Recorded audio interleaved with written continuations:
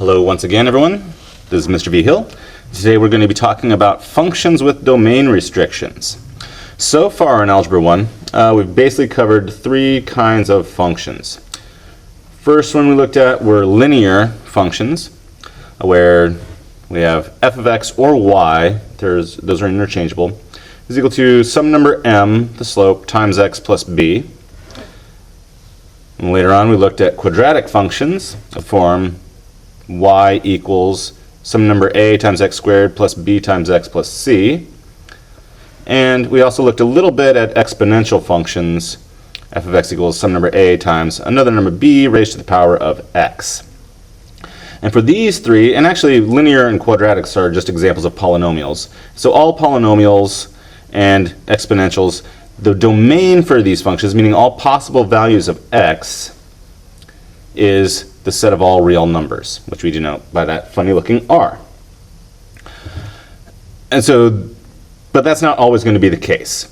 Sometimes there's going to be things that are being done to x that limit what you can put in. For these ones, they're only going to be limited by some real world situation that they're tacked onto. But in general, you can raise the number b to any power of x. You can raise this to integer powers and then add them together, multiplying. There's no problem there. Really, there's only two things you need to really be concerned with when you're talking about finding domains for a given function.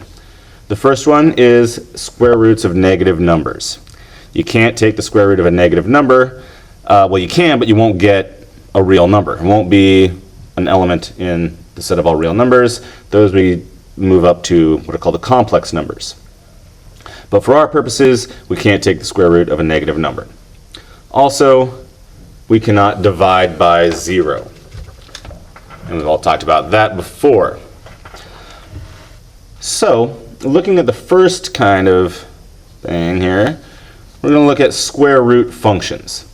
And you might be saying, wait a second, I thought the square root was not a function since most numbers have two square roots, the positive one and the negative one. Well, we're going to limit ourselves to just the positive square roots of things. That way, we actually restrict ourselves to enough to where we get a function. So, first example, we'll look at f of x is equal to the square root of x plus 5. And we could write this as y equals the square root of x plus 5. Just notation, this is function notation, talking about f being the things that are being done to x, whereas y is looking at the y coordinate in an ordered pair. Same exact thing though, really. But so if we look at this here, we're taking the square root of this expression in x plus 5. So we can't take the square root of a negative value. So what that means is that what's inside the radical, the radicand is what it's called, in this case x plus 5, that has to be non-negative, meaning either positive or equal to 0. So that's the restriction on our domain, is that x plus 5 has to be greater than or equal to 0. So if we want to know exactly what x needs to be, all we got to do is solve this inequality for x. And we're going to undo this adding 5 by subtracting 5 from both sides of the inequality, canceling out that. So we get x has to be greater than or equal to negative 5. And that's going to be basically the domain, just the set of all x's that are bigger than or equal to negative 5. And way back when we were solving inequalities, we saw that we could graph this on the number line, saying, well, let's put 0 in somewhere, just so we have an orientation, and then negative 5 is over here. And we want to include the point negative 5, so we use a filled in circle on the boundary point, and then we're going to shade the bigger values are going to go to the right. So we just shade the number line that way, showing our set of all real numbers that are greater than or equal to negative 5. Now I just want to introduce a little bit of notation. You've seen this a little bit so far, but if we're looking at what's called set notation, we would label this domain, we'll call it the domain capital letter D, for domain of course, and we'll use these braces. It's the set of numbers x that are elements of, that's what this funny looking e looks like, set of x that are elements of the real numbers such that, use a vertical line to show the words such that x is greater than or equal to negative 5. All we're really doing here is we're specifying that we're looking at x's that happen to be real numbers. We could specify integers here, but then we would just get discrete points, negative 5, negative 4, negative 3, negative 1, and so on and so forth. We want all the numbers on this line. So that's notation there. We also have what's called interval notation.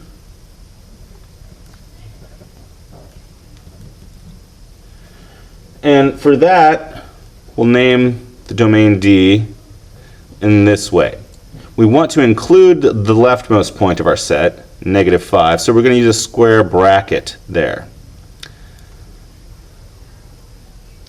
So our interval is going from the leftmost point of negative 5 to the rightmost point. Well, it's going forever in that direction, so it's going to go all the way to infinity.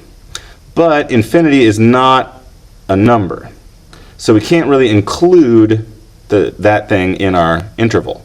So we're going to use the parentheses here. So parentheses means we're not including this boundary. The square bracket says we are including this boundary. So alternatively, if we didn't want to include the negative 5, we'll say we wanted to graph or to write the inequality x is strictly greater than negative 5, we would just use a parenthesis on the left side too, saying we don't want to include the boundary point, but we don't want to include, or either boundary point here actually. Since infinity is not even a real number, we can't include that. But that's just some notation. It's not really a big deal. The whole point here is that in order to actually get a y out that's a real number, the only x's we can put in have to be greater than or equal to negative 5. So let's look at one more example. Here, I'm just going to use y instead of f of x. Doesn't matter, they mean the exact same thing. But now y is equal to the square root of negative 2x plus 4. So, again, we cannot take the square root of a negative number. So what that means is that negative 2x plus 4 has to be greater than or equal to 0. So again, now we're just going to solve this equation, or this inequality, for x. So first, of course, we're going to subtract 4 from both sides of the inequality, giving us negative 2x is greater than or equal to negative 4. And then, of course, we're going to divide by the negative 2. But we're dividing by a negative number, so if you recall from way back when, that means we have to flip the inequality around. So now these negative 2's will cancel, just like those negative 4's canceled, and we get x all by itself. But now instead of greater than or equal to, we got to flip it around and say x has to be less than or equal to negative 4 divided by negative 2, which is a positive 2. And again, we could graph this set. Put 0 in, put 2 in, and of course we want to include the boundary point of 2. We want the x is less than or equal to that, so we're going to shade to the left. And so that would be our domain, all of these values here. And so of course set notation we would write as the set of x's that are elements of the real numbers. Element looks a little bit funky, but you get the idea. Such that x is less than or equal to 2. Or in interval notation, we would use, well, now our leftmost point is going, well, there isn't one because it's going on forever that way. So that's going off to negative infinity on the left, and we can't include that because negative infinity is not a real number. And we're going up to a rightmost point of 2.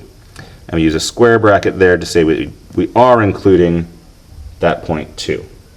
And just to see why this domain restriction is kind of important here, if we were to graph this thing, going to y equals, let's see here, the square root of negative 2x plus 4. We just graph that. Oops, my window is all messed up here. So let's go back to zoom standard. There we go. And so we see this kind of, it's half of a sideways parabola. And it's stopping right here when x is 2. Notice we didn't include the bottom side here because we're only wanting the positive square root. If we want both the positive and negative, then we need to put that plus or minus sign in there. So now we actually do have a function. It passes the vertical line test. But notice there's nothing out here to the right of when x is 2. And so that's why we have to restrict our domain. There's just nothing going on over here when x is greater than 2. Now, so that's square roots. The other problem that we had was dealing with dividing by 0. So that has to do with what we call rational functions. And so a rational function is any function that is one polynomial divided by another polynomial. And so this is going to cause us a problem when the bottom polynomial happens to be 0, because you can't divide by 0. And so looking at one example here, where y is equal to this quadratic polynomial divided by a linear polynomial. We have x squared plus 5x plus 6 on top, and x plus 2 on bottom. Well, the only thing here is we can't divide by 0. So we don't want x plus 2 to equal 0. So that is going to be our domain restriction. So that x plus 2 cannot equal 0. Now we can solve this inequality and guess what, to get what x can't be just by subtracting 2 from both sides. So we get that x is not equal to negative 2. That's our restriction. So how we can write this is we can use that set notation from before, where we want the set of all x's that happen to be in the real numbers such that x is not equal to negative 2. That's one way to write it using set notation. Another way we can write this exact same set is we can kind of do a sort of subtraction with sets. And so this whole set here could also be written as the set of all real numbers, and then we use sort of this little backslash kind of thing here, or forward slash I mean, which means we're going to take away the set of negative 2. So we're taking all real numbers, but we're taking away the set of negative 2, which would give us all real numbers except that one value of negative 2. Sometimes you're going to see it written this way, where r, and we actually use a subtraction symbol minus the set of negative 2. But it depends on what textbook you're looking at. Sometimes they use this symbol, sometimes they just use subtraction. Not a big deal, it's just notation. Okay. Now, one thing we might want to look at here, though, is what does this function look like when we graph it? So let's go back into y equals. We'll clear out that guy. Now we got this polynomial on top divided by this polynomial on bottom. When we put it in the calculator, we have to put parentheses around both numerator and denominator, just because of order of operations. So the numerator is going to be x squared plus 5x plus 6. That's the numerator. We're dividing that by the denominator, which is x plus 2. And if we graph that thing in just a normal window, that looks like a straight line. Very strange. But the weird part is going to happen if we got to do something to see what's happening when x is equal to negative 2. So we can see that by going zoom, and then if we go to this 4 is zoom decimal. So that's going to make sure that we have one little point for each decimal number, or one pixel for every decimal. And what we see right here is there's a hole in the graph. So we got a straight line going along. All of a sudden, when x is -2, there's a hole. And then it continues on the other way, which is kind of weird. But the reason for that is if we look at this rational function here, the numerator factors. X squared plus 5x plus 6. We could rewrite this as y is equal to, well, numerator, two numbers at work is 2 and 3. 2 times 3 is 6, but 2 plus 3 is 5. So that numerator is actually x plus 2 times x plus 3. The denominator is x plus 2. So what happens here is if x is -2, then -2 plus 2 becomes 0. 0 times anything is 0, so the numerator is 0, but also the denominator is 0.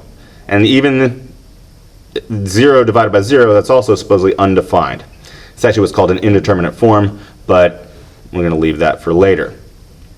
So in some ways, we could think about this as we could cancel these things out, and everywhere except where x is -2, the function is going to behave just like x plus 3, which is exactly what we have right here. Slope is 1. We see the y-intercept of 3 right there.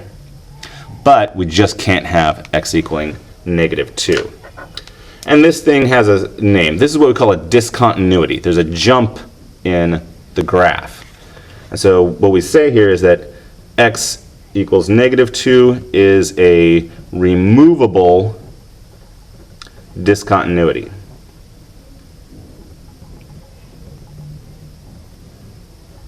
It's removable because all we have to do to fix it is just plug that hole up and basically do this cancellation here, and now the whole thing is going to be just x plus 3. So that's an easy thing to fix. Other discontinuities aren't quite so simple. So let's look at another example. We'll call this example 2 for rational functions. Let's try y is equal to, the numerator is going to be x squared minus 4x plus 4, and our denominator is x minus 3. So again, anything could be put into the numerator just fine, anything could be put in the denominator just fine, except we can't have a denominator of 0. So obviously what that means is x can't be 3. And that would be our domain restriction. So our domain D, we could write it like this. It's the set of all real numbers, but without the set of 3.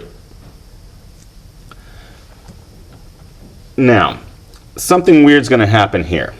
Let's try graphing it just so we can see what that's going to look like first. Clear that guy out. So we've got numerator, again in parentheses, x squared minus 4x plus 4 divided by our denominator of x minus 3. And now I'll zoom out to just a standard window.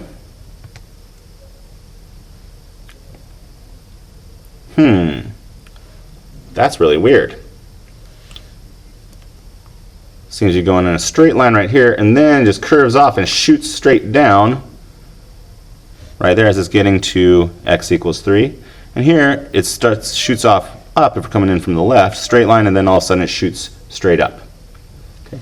Well, that's going to happen because, well, if we factor the numerator, we're going to see that this guy is going to be y is equal to, the two numbers that will work are -2 and -2, because -2 times -2 is positive 4, and -2 plus -2 is -4. So the numerator is going to factor as x minus 2 times x minus 2, while the denominator is the x minus 3.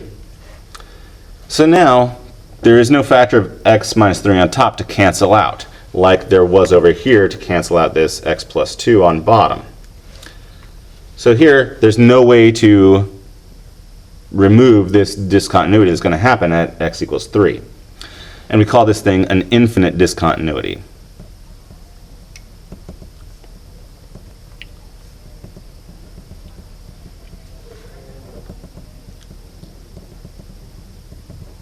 Infinite because now, as the x's get closer and closer and closer to 3, now the thing is shooting off towards negative infinity. And as we're coming in towards 3 from the right, the thing is going to shoot off towards positive infinity. And so there's no way to fix this thing by doing any cancellation in here. And that's basically it for functions with domain restrictions. I'll see you all in class.